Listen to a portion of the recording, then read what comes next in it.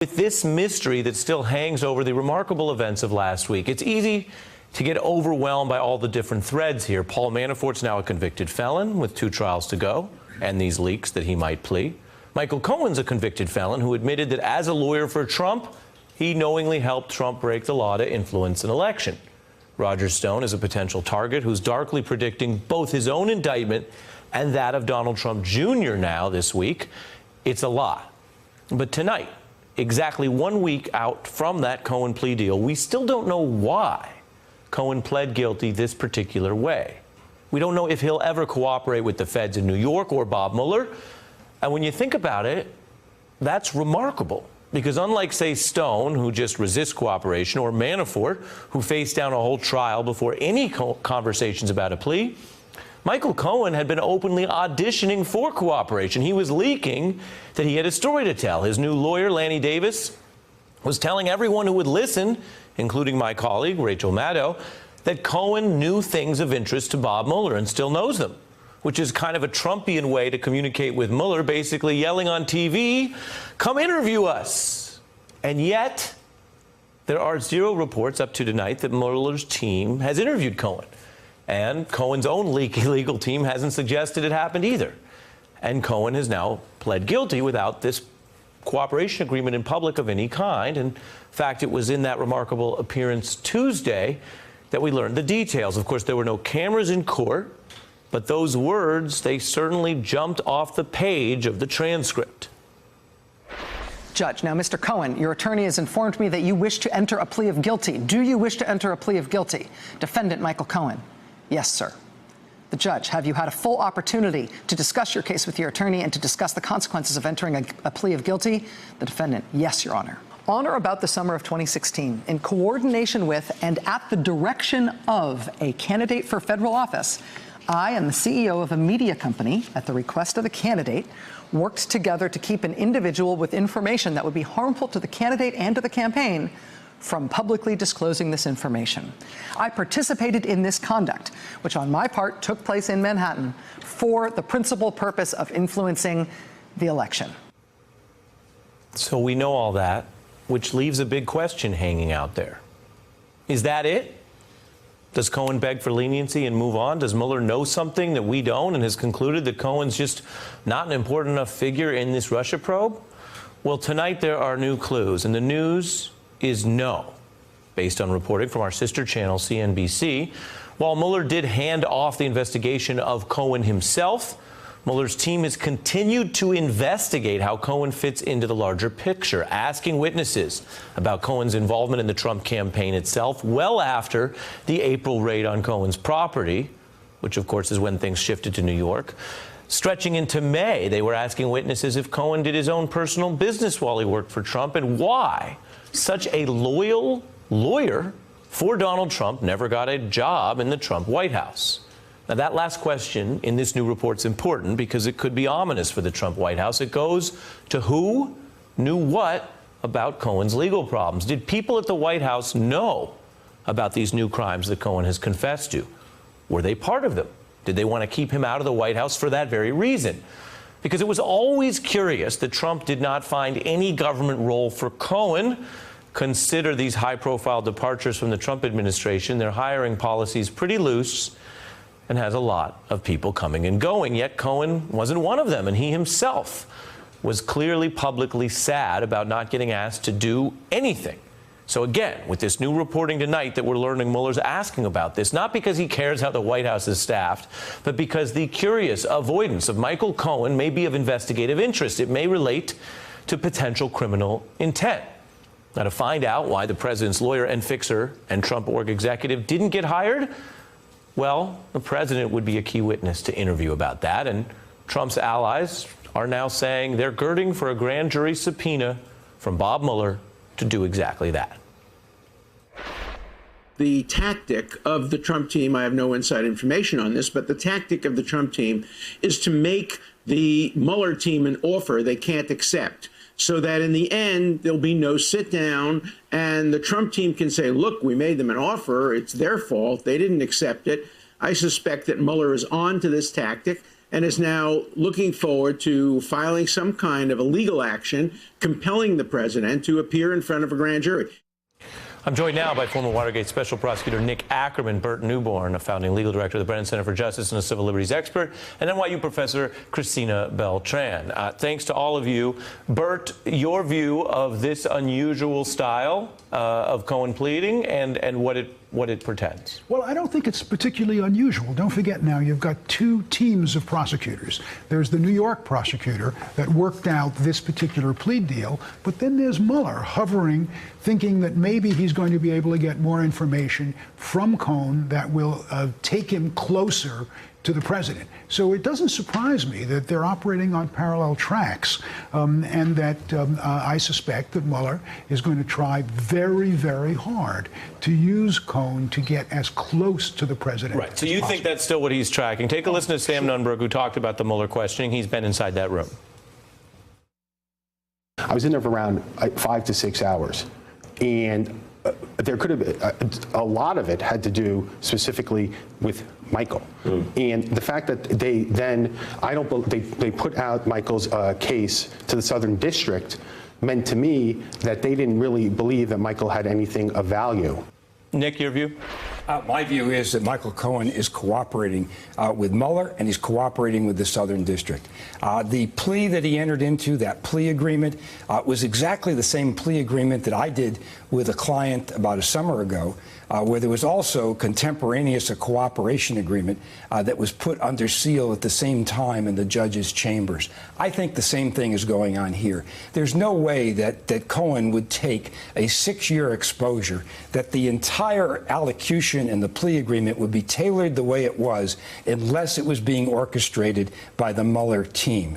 On top of all that, you also had this odd situation in the last day where Lanny Davis came out and said, well, I really can't tell you whether or not Mueller, that my client knows anything about the Russian investigation. And I can tell you exactly what happened there. He went over his bounds. He started talking too much about what it was that his client does know about the Trump Tower meeting and other aspects of the Russian investigation. And the Mueller team came down on him like a ton of bricks and told him that if he continued to do that, or his client continued to do that, that there would be no cooperation agreement. That has basically been the way that the Mueller team has worked. You haven't heard Flynn say a word about anything with respect to the Russian investigation. You haven't heard Rick Gates say anything about the Russian investigation. We know that there was another matter that was brought before the judge in Northern Virginia that was done under seal. We know that certain materials, his statements, Rick Gates' statements, had to be turned over to the defense at that time. They have an idea, and Manafort has a good idea now what Gates is saying about the Russian investigation. But your theory here is the reason why the way it looks in public doesn't make sense is because the way it looks in public is not the full story, that Michael Cohen didn't just plead out of the blue with no other idea that he could get leniency, and that Lanny Davis sounds wishy-washy, not because he's a potential idiot, but because he is responding to pressures that are greater than his previous media strategy. Yeah, absolutely. I mean, he was basically told by the prosecutors, you cannot be making statements about what your client's going to say. I mean, the reason that Lanny Davis has been trying to humanize his client and put him out there in the media is because they're trying to raise money for his defense fund. That's the reason they're doing it. It's the only logical reason you can think of as to why they're doing that. Which goes to the curious case of Michael Cohen. There's been the saying that many people that work for Donald Trump are ruined by it. But there's also something that happens where when Donald Trump ruins someone, it drastically shifts their public perception almost overnight. We had reporting that Michael Cohen was being congratulated and high-fived after pleading guilty to crimes, which is weird. James Comey was widely reviled by the partisan Democratic Hillary Clinton supporters for the unusual choices he made, but then became something of a public hero and truth teller. Let's listen to Michael Cohen here explaining the role he was going to play that was not really in the White House, but was still for the president before all this happened. I'm going to be the personal attorney to Mr. Trump. I'm not going to be in government, but I'm going to remain technically in the same role for Mr. Trump, for President Trump. That clip, which may just sound like someone who didn't get the ring, spinning it, is now, as we report, something Mueller's investigating. Why was that decision made? He doesn't look that happy about it. And what is your view politically on the wider scale of the sort of resuscitation of Michael Cohen? Right. These are fascinating because I mean, one thing I keep thinking about is when Melania told Donald Trump, you should pick Pence because he's clean, right? Cohen is not clean. Right, so Cohen didn't get to get into the White House because of so there's a real sense of intimacy between him and Donald Trump. They know each other, and so the betrayal between them is deep. And I think one of the things I think of now is sort of the passion of the converted. You have Cohen. They're not just, this isn't Comey, who's somebody who's sort of doing his job, and we might disagree with it, but we know he did what he thought was right. This is also, the relationship with Cohen and Trump is a relationship based on intimacy and passion, and the kind of rage and desire to get back at Trump and the desire for Trump to get back at Cohen. These are now really intense relationships that are going to impact how and when and how he speaks to Mueller, and it's going to have a real impact on the entire political dynamic here, because these are long-standing relationships of deep intimacy, and the man who said, I'm going to take a bullet for Donald Trump, now wants to wield the gun in a different way, and that's going to play out. Well, and don't forget, one tremendously important thing happened. They went in with a search warrant and got all of Cohen's files. That's got to change the way Cohen thinks and Trump thinks. I think there was a period when the president thought he could make Cohen his private lawyer, and that would mean an attorney-client relationship, and he was dropping a cone of silence over Cohen. And then when the prosecutor broke that door down and got all of his files, that entire strategy went up in flames. At this point, I think Cohen has probably turned on the president and turned on him in self-defense, because Mueller's got all of that information. So in that comparison then, Nick, how do you explain that, unlike Flynn and others, there is no public statement of cooperation? Is it just that, as Bert is referring to, there's so much evidence to go through, and that Cohen is in many ways has more credibility problems than even Mike Flynn, which is saying something. And so the prosecutors effectively wanted him to get in, and before the 60-day window and everything else that's coming down the pike here, say, you got to plead to this if we're even going to consider leniency. No, I don't think they would have done that. They would not have pleaded to a 6-year felony.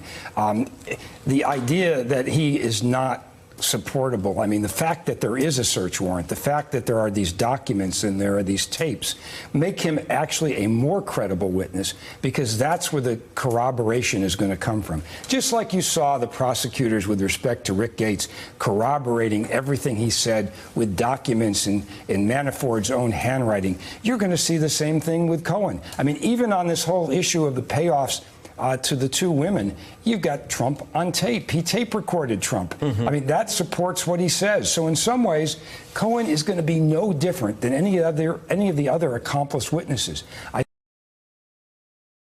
Cooperation agreement is really detract away from what Cohen really knows and what he's doing. And I think that Mueller wants to keep the attention on the Southern District right now, not make it look as though he's necessarily the star witness for the Mueller team, which I believe he is. And he's. You think he's a star witness? Oh, I think because you think he knows something about Russia. Oh, yeah, he's one of the 3 stars, along with Flynn and Rick Gates. And Manafort is. And Manafort is on deck to suddenly become the new canary. It depends on your analysis whether his casting agent here, his lawyer, wants to make him a star. But the key that's hanging out there is Cohen. Cohen is the link to the president. And I think that Mueller is pushing that as hard as he's going to go, maybe through a secret cooperation agreement, maybe through just putting continued pressure on him.